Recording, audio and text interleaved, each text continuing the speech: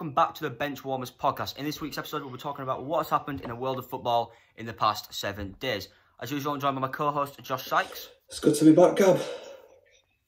Yes, it is. And yeah, I guess you didn't miss last week's episode. We had a double header. We had the first week's episode about the No, that was the second episode. We had the second episode about the championship and who we think's been the player of the season. And the first episode was about the EFL team of the season. So we're kind of going off that again because now FIFA have released their Premier League team of the season so far. Yeah, so we're going to do the exact same thing. We're going through the team of the season and then talking about who is unlucky to have missed out, who maybe deserved to get a card and hasn't, and our just general opinions on it. So yeah, Josh, you want to talk us through the starting lineup? Yeah, I will do. I've lost the ratings though. Let me get them up. Alright, good start. See you as usual, we're prepared. This is brilliant, this is. Right, so I can tell you there's 299 players, and I know they are off the top of my head as well, if that counts. Here we go. Alright, so. Here we go. So, starting off in goal is 97 rated Liverpool goalkeeper Alisson. The two defenders in the starting 11, so slightly weird formation, I don't really know what they're going for here, is 95 rated Liverpool right back Trent Alexander-Arnold and 99 rated Liverpool centre back Virgil van Dijk. Centre in the midfield is 99 rated Man City, let's say genius Kevin De Bruyne. Alongside him is Heung-min Son of Tottenham and his 95 rating.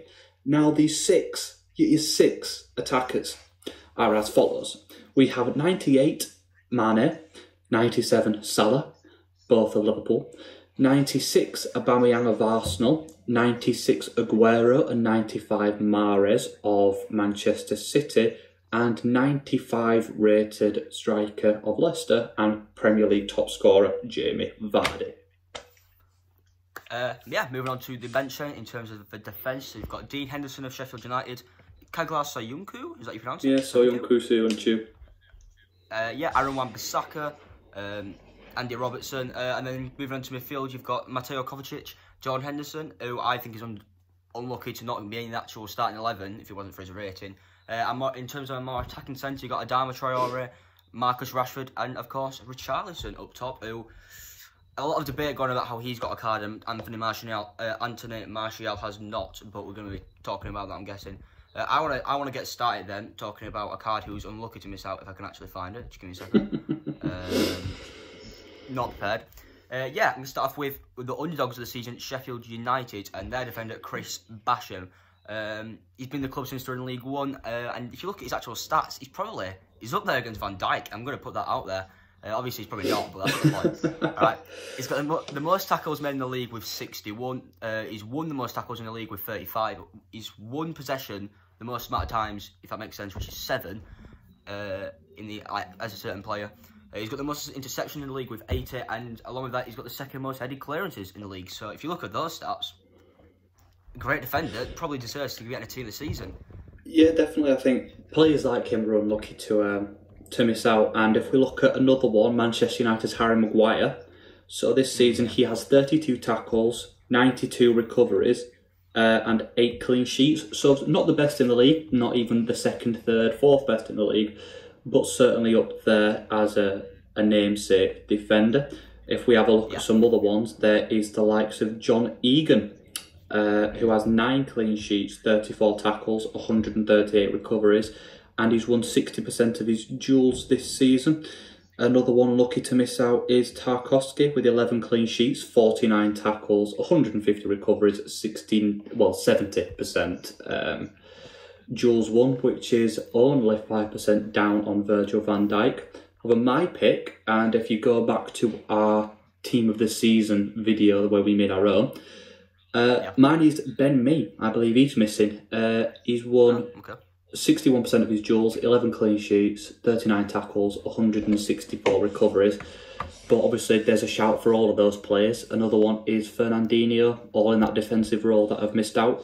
Potentially could have got a card. If you're going to stick with the defensive sort of route that we're taking here, Jack O'Connell of Sheffield United, a Liverpool fan and wanted to move to Liverpool but never got it unfortunately. Made 28 appearances for the Blades, got 10 clean sheets, only conceded 25 goals in 28 games, which says a lot. He's got 23 tackles with a 61% tackle success ratio. Yeah, there's not really much else to say. Alongside Egan and Basham in that Sheffield United defence, protecting Dean Henderson, who actually got the team this season. You've got to say, Sheffield United have got one of the most clean defences in the league, looking at these sort of stats. Yeah, I think they have got one of the best in the league. I think it's like third, fourth best maybe, might even be third, I don't know, but I know they've got one of the top defences in the league for definite. Yeah, but one of the final defenders I've also got, who's, if you look on the actual EA Sports Twitter, they're getting a lot of backlash for not including him. Martin Dubravka? Yeah, Martin Dubravka. Yeah, of Newcastle United. He's made 29 games, played 29 games, got 9 clean sheets. He's won 9 of those games and lost just 12. He's made 117 saves though, and yeah, he's just conceded 41 goals in 29 games, which not a great stat, admittedly. But then again, he's got a shaky defence in front of him, and you could debate, obviously, he's had as good a season as Henderson, who's had a good defence in front of him. Dubravka, not quite. Yeah, could maybe say he's up there. He could have got a team this season. Yeah, definitely. But if we're going on the goalkeeper route, you've also got to have a look at Leicester's Kasper Schmeichel with 10 clean sheets and 80 saves, and also Burnley's Nick Pope. When I find his stats, which have gone AWOL. I swear, every single week we have all the stats laid out, and then we can never find them. I never lose them all, yeah, every time. I have not got any more defenders to really go along with this. I think the defenders is pretty straight up Liverpool, isn't it? Yeah, I think Joe Gomez as well. He's very unlucky to miss out because he's formed that defensive partnership with Virgil van Dijk this season, and I think you put them both in. It's a good partnership. But if we go into the midfield, I think just trying to keep this moving along, you know. Okay, so one midfielder definitely who, in my opinion, and probably yours as well, and many fans, is Jack Grealish. Yeah, very lucky to miss out. So Aston Villa sit 19th in the league. He is 100% being their best player this season with 7 goals and 6 assists, and I think he's extremely unlucky to miss out, in my opinion. Yeah, he's got a pass completion rate of 85%, averages 40 games per match, which if he's going to get that many on target, you know he's doing something right for his team. The only bright spot really in a dire Aston Villa season, he's kind of pushed off the haters when it comes to the entire Grealish versus Maddison debate, who is better. He's kind of like solidified as himself as, in my opinion, the better number 10 anyway, to say the least. Certainly at the minute. It's a shame it's a shame with everything that happened with the whole coming out of lockdown situation that he did, because that really has dampened probably his chances of even getting this team season. But yeah, I've not got any more midfielders. I've got a striker though. I've got another midfielder. Go on. Liverpool's Wijnaldum. Gigi Wijnaldum. Okay. So this season he has just over 1,200 passes, 7 clean sheets, 27 tackles and 15 interceptions with 148 recoveries. He's been a dominant force in Liverpool's midfield throughout the whole season. And again, I think he's another player who's unlucky to get in, but obviously there's a lot of competition. Well, I'd say a lot of competition according to EA. There's De Bruyne and that's about it. Oh well. Yeah. I have actually got one more midfielder who I don't believe should have got a team this season. It's going to make sense in a minute because he's not actually had a full season under his belt. However, if he kept up the sort of form he had in his he's only played 5 games. If he kept up the sort of form he had in his 5 games, it would have been exceptional. Bruno Fernandes of Manchester United. Yes, I knew exactly what you're on about then. It's just started nodding. But yeah, I mean, if he'd played more games, would definitely be up there, to say the least. However, just not quite good. He's got 2 goals and 3 assists in 5 games. So that's a goal contribution every game. What more can you want from your creative sort of midfielder that you've got in that number 10 role? In fairness, hold on, just one last midfielder. I've not got anything written down for him, but just on the Bruno Fernandes thing, you could go for Fred. Yeah, Manchester United, he's definitely been, I think, Man U's most improved player this season by a long way. I think the form come out of his shell. The form he showed last season was dire. This season, he's definitely shown why he was worth 52 million. He's kind of been but I think he's one of the best box-to-box midfielders this year in the Premier League, and he's been exceptional. Yeah, he really has. But moving on to striker then. I think probably the most unlucky striker to not actually get a team this season could be Danny Ings of Southampton. Since moving there from Liverpool, he's really excelled when you look at his sort of form. 29 games, 15 goals, 1 assist. Obviously, his role is not to get assists, but I mean, he's up there alongside the top scorers in the league if you look at it that way. And I think he's playing for not a great club in Southampton, to be honest with you, with not great chances coming to, if that makes sense. He's not got the resources to. He hasn't got a Wijnaldum or a Henderson behind him setting up the chances, if you get what I mean. But he's made them, and he's got 15 goals a season to show for it, which obviously is great. Yeah, I think I've got another one here. So, Richarlison got into the team of the season this year with his 10 goals and 3 assists. But if you wanted another proper striker, in my opinion, another Everton player is Dominic Calvert-Lewin. I think he's the better shout. With his 13 goals and 1 assist this season, he has been a massive improvement under Duncan Ferguson and Carlo Ancelotti this season. He's been exceptional. I think he's definitely proved himself as a future England talent, and definitely, Lukaku's replacement, even though he's been there since before Lukaku. Yeah, I think another one that could be a possible up for debate up front is, again, not with great resources, Tammy Abraham of Chelsea. He's got 13 goals and 3 assists. He's quite young. He's not really got too much experience of them playing the Championship. So to get thrown into the situation you had it under Frank Lampard at Chelsea, a lot of pressure was on him to be Chelsea's leading talisman. He's fulfilled that. I mean, he's up there in the top scorers with 13 goals and 3 assists, like I said. He gets a goal every 150 minutes. For me, he's done well in limited resources, obviously with a very young Chelsea team. But yeah, have you got anyone else you could possibly throw in the mix? Yeah, last one. So, and he's not on the team of the season list, but I know he has got a card. I couldn't tell you what card, I just know he's got one. It's Wolves' Raul Jimenez. Looking at some of his stats, they're just exceptional. With 13 goals, but 6 assists from not a false 9, not a centre forward. He's a striker, and to get 6 assists, it's outstanding. And he's got 745 passes, 12 big chances created. His goals come 3 head, 3 left foot, and 7 right foot with 99 shots, not 199 shots.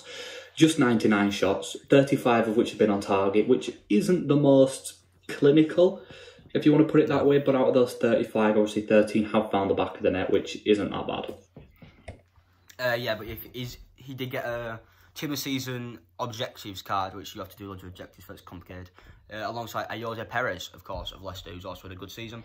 But yeah, that's the FIFA team of the season so far, and who we believe has been unlucky to miss out, I guess, Yeah. Moving away then from the men's game, we're going to move on to the women's game, because this week, in case you weren't aware and you've been living under a rock, USA Women co-captain Megan Rapinoe has led a court case in the bid for equal pay, but however, it was dismissed by a court in California on Saturday. Megan Rapinoe, along with teammate Alex Morgan, went onto Twitter to say how disappointed they were with this decision, but they will never stop fighting for equality. Equality? Is that right? Equality?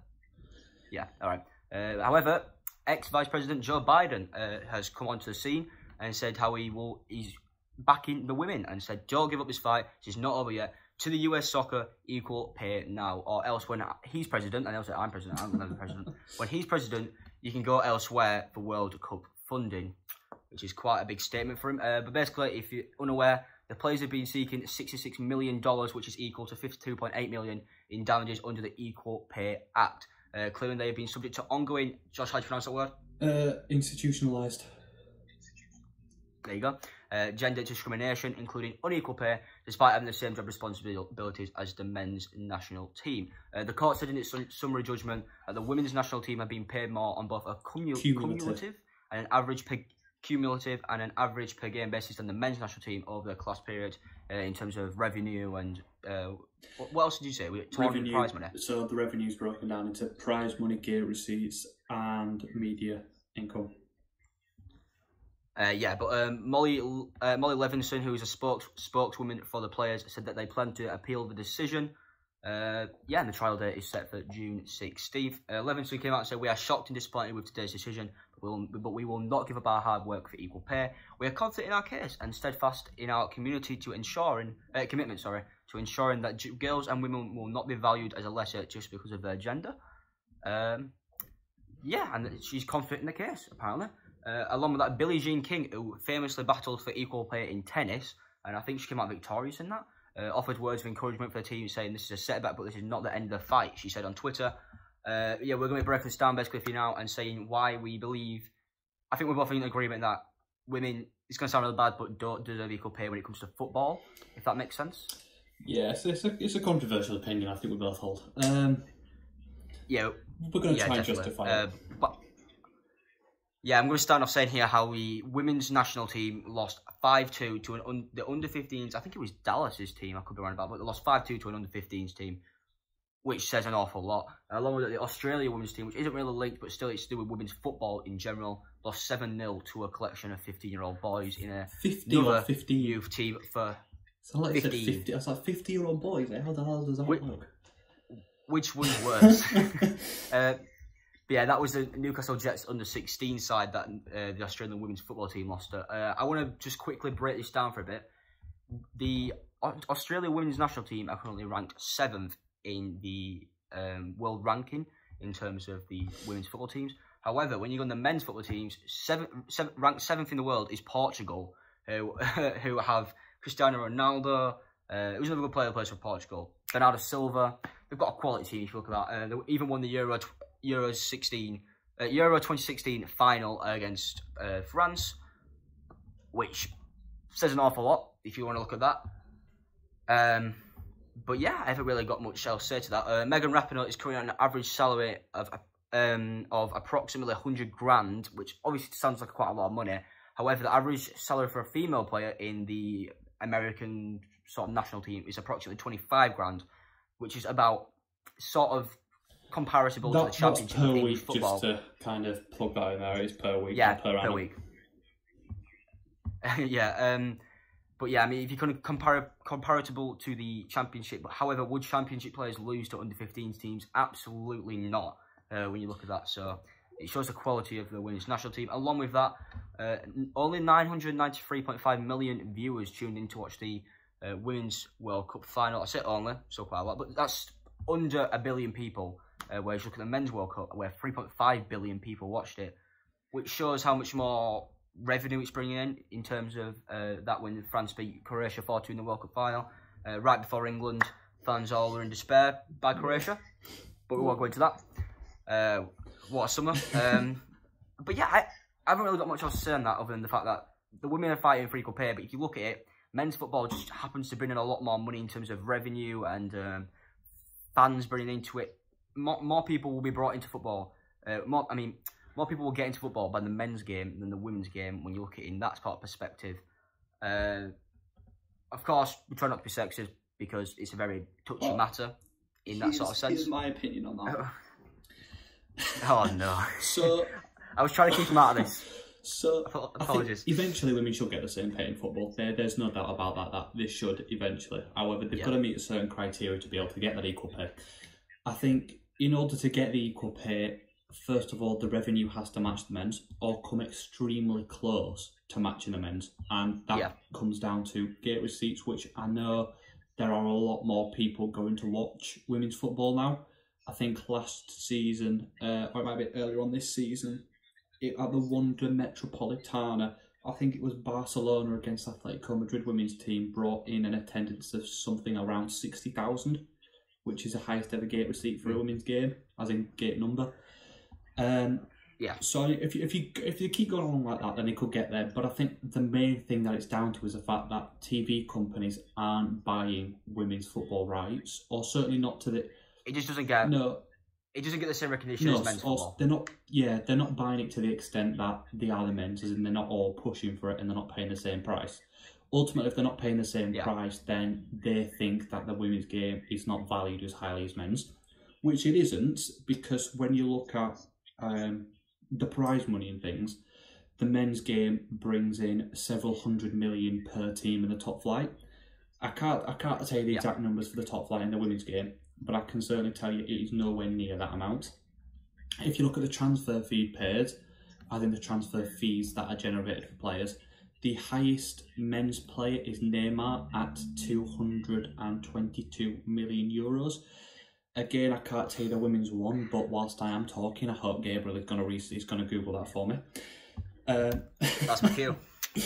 So yeah, until the women can generate that same level of income, until the women can generate that same level of attendance, the same level of rights. And Gabriel, what is that? Right.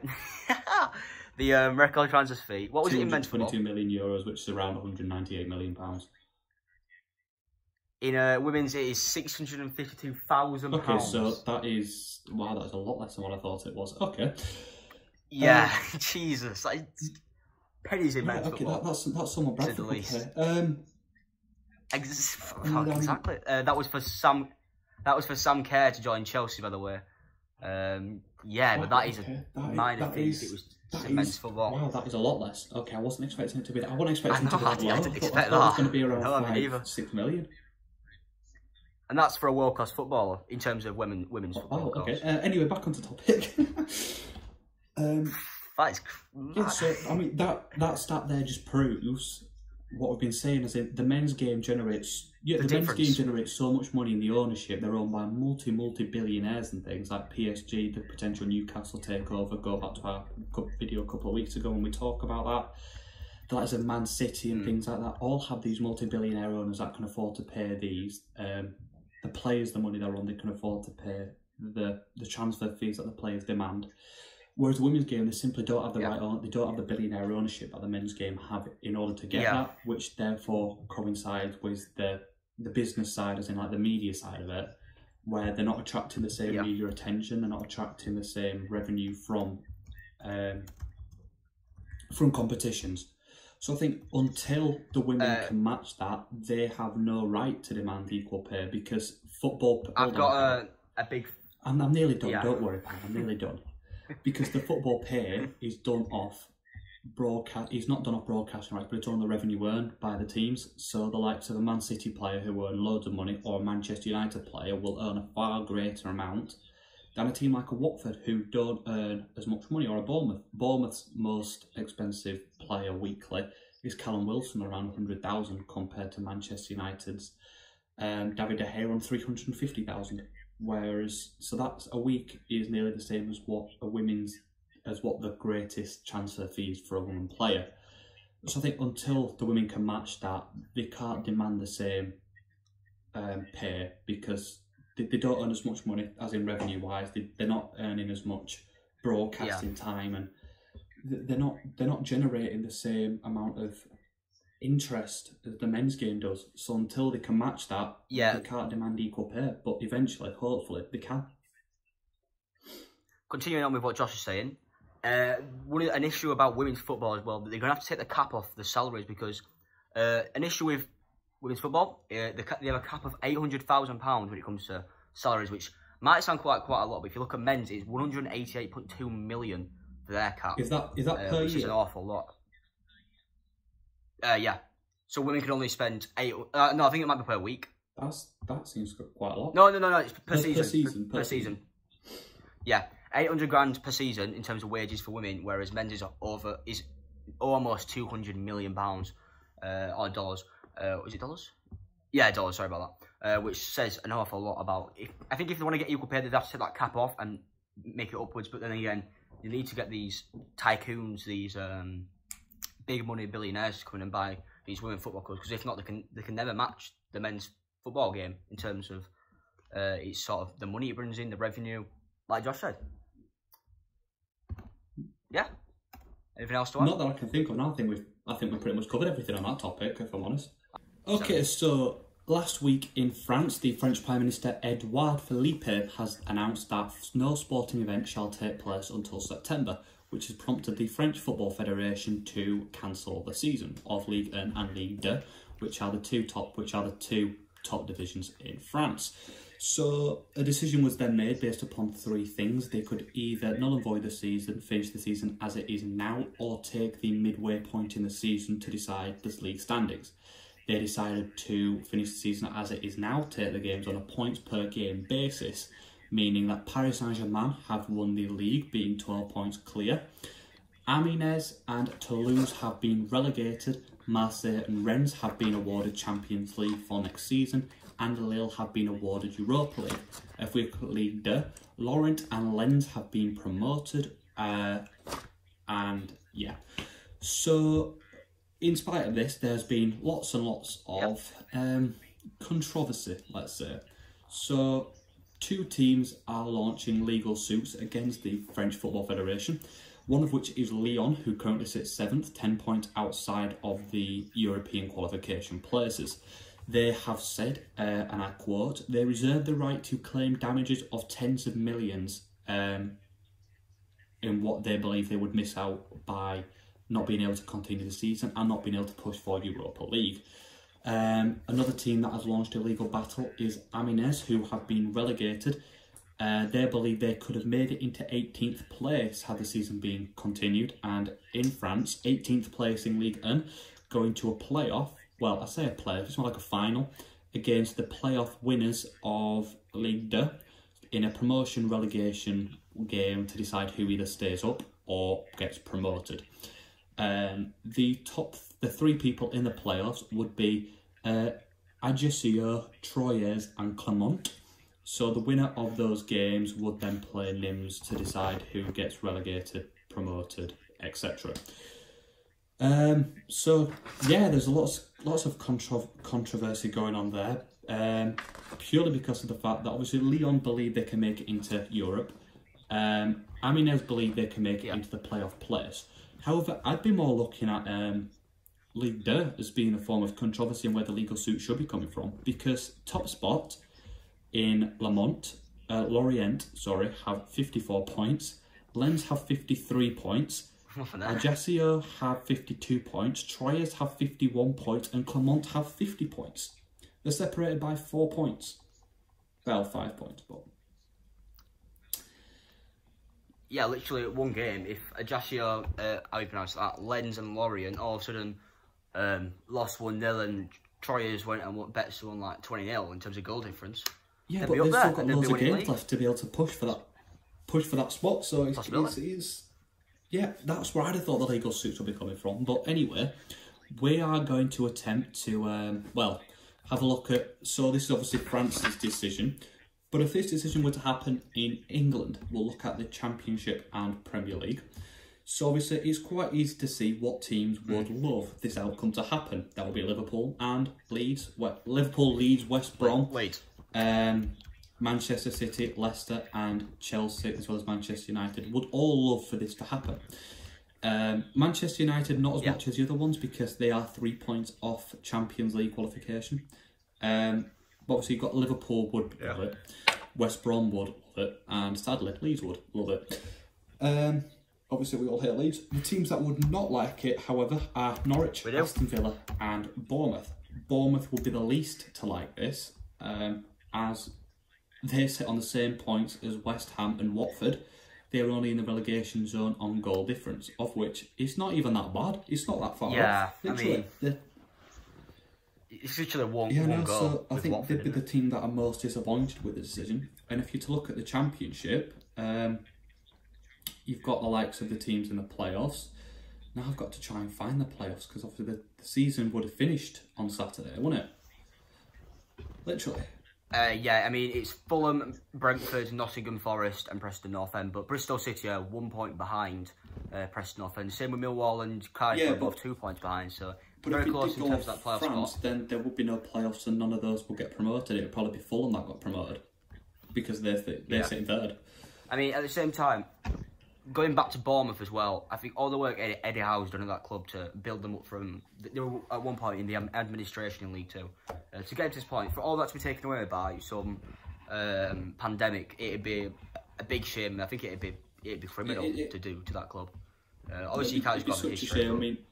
I mean, obviously the likes of Arsenal and Tottenham will probably follow suit as Lyon did, and argue that they could have made Europe, as they sit 4 and 5 points behind Manchester United, respectively. So obviously, and probably Sheffield United and Wolves as well. I mean, Sheffield United are 2 points off Europa League. They're 43 points compared to Man U's 45. So obviously, if they were to finish the season as it is now, they wouldn't get that glorious chance. I mean, they could get it realistically, and this is not being like hypothetical. Realistically, the season were to continue, Sheffield United, who even have a game in hand against Man U. They've got a game in hand. So if they were to win that game in hand, they will be in the Europa League. Probably yeah, exactly. It's unfair, really. I mean, at the same time, you got to look at League 1 and League 2. If they're going to be promoting teams from Championship and giving titles to Liverpool and relegating Premier League teams, I mean, League 1 and League 2 still hang the balance in terms of what's going to happen to them. Do you do the same there? I mean, Coventry City are currently 5 points. They've got no stadium, 5 points clear at the top of the table, playing away from Coventry, and they've smashed the league. In all fairness to them, they deserve to go up along with League 2. You look at Crewe, playing basically only youth players in Swindon. who have just steamrolled most teams have played this season. If you look at the relegation zones of League One, you've got Bolton and Southend stick, realistically, no chance of staying up. There's not a chance in hell that either of them are staying up, even if the season was to continue. But Tranmere, they're 3 points out. They're 3 points in the relegation zone compared to AFC Wimbledon. And obviously they have got a game in hand, and that game in hand would do nothing unless they won it by 11 goals. But that's not the point. The point is they've still got loads of games left of the season, and therefore they could have progressed and got out ahead of Wimbledon. And the likes of Wimbledon, Rochdale, Milton Keynes, even Accrington Stanley could have all been relegated. Yeah, and at the same time, you look at, if you're going to be going on relegations, Stevenage in League 2, 22 points at the bottom of the league. They've done worse than Macclesfield and Oldham Athletic, who both had point deductions at some point in the season. Macclesfield got 12 points taken off them, and they're still 10 points above Stevenage, who are bottom of the league by 10 points. And then you look at Barrow in the National League. They've smashed that league. They were the outsiders. They weren't favoured by really anyone, to be honest with you. They're looking to push it for a playoff. Got 70 points, top of the table, look to be going up. And Stevenage, they do not deserve to stay in League 2, if we're being completely honest. Should them two teams replace each other? Stevenage in the National League, Barrow in League 2. I think. No, I've got this running one of my articles. They've just cancelled it, meaning basically they haven't yet come up with a decision. It's still set to be done in the meeting. I mean, if let's say the National League did end the season as it is now, so Barrow get promoted, but that means there's 25 teams in the League 2 next season if they decide to null and void the seasons as in the professional leagues. How will that work?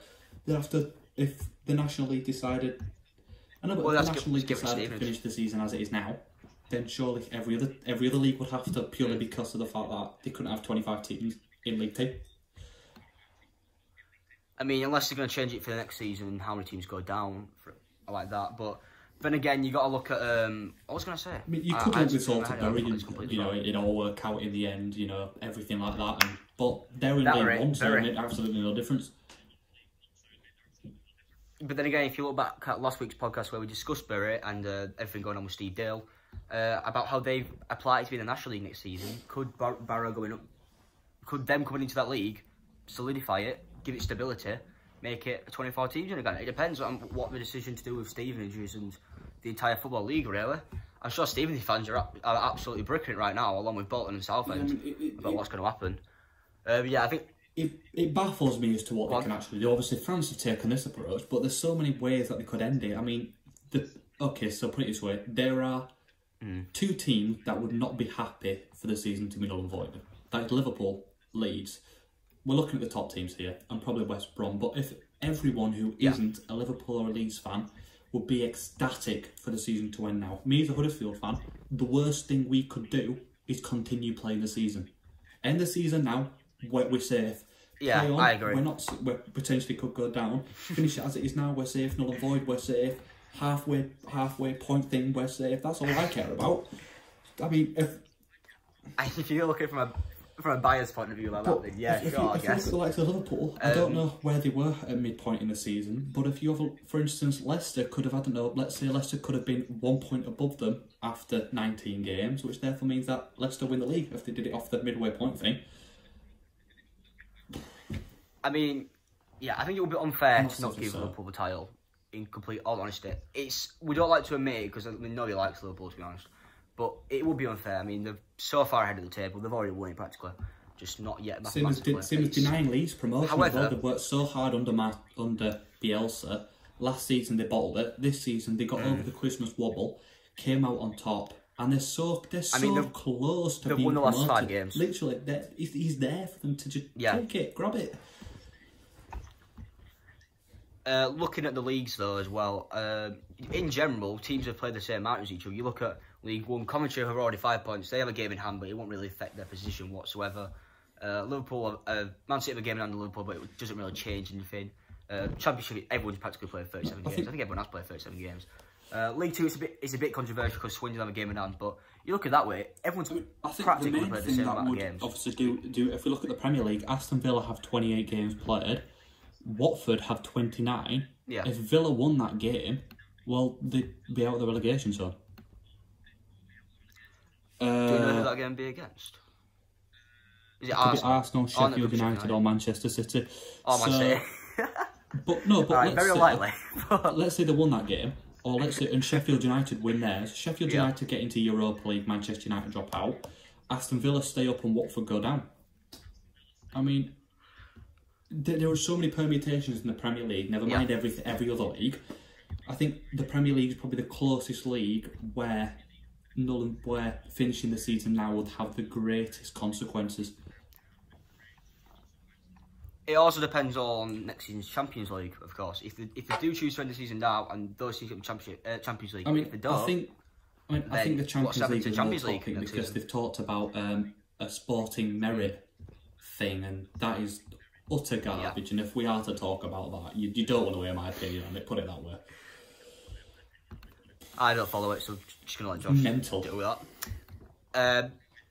But yeah, nothing much else really to add about that. But let us know what your thoughts and what should happen in terms of the Premier League season, the Championship season, even as far down as the National League season.